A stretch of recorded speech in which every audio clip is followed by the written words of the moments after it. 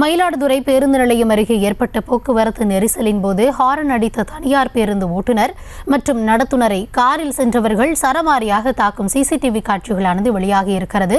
அது தொடர்பான காட்சிகளை தற்போது பார்க்கலாம்.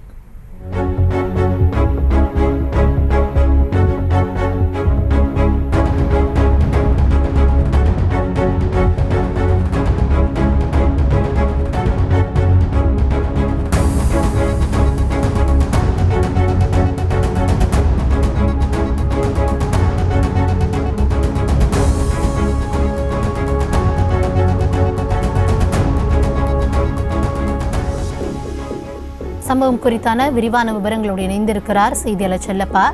செல்லப்பா, என்ன நடந்தது? இது தொடர்பாக புகார் வழங்கப்பட்டு வழக்கானது பதிவு செய்யப்பட்டிருக்கிறதா? விரிவான விவரம் என்ன?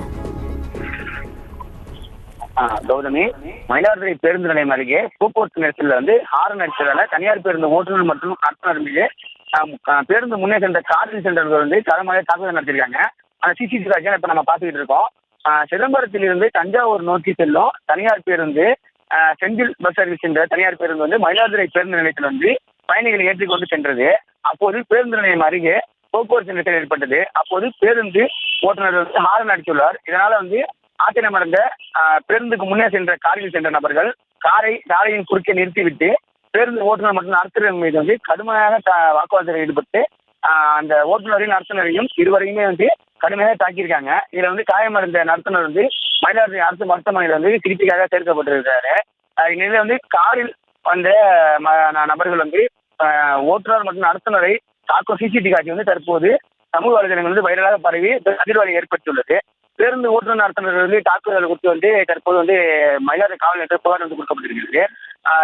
நடத்துனர் மற்றும் ஓட்டுநர் இருவருமே மயிலாடுதுறை அரசு மருத்துவமனையில் சிகிச்சைக்காக சேர்க்கப்பட்டிருக்காங்க.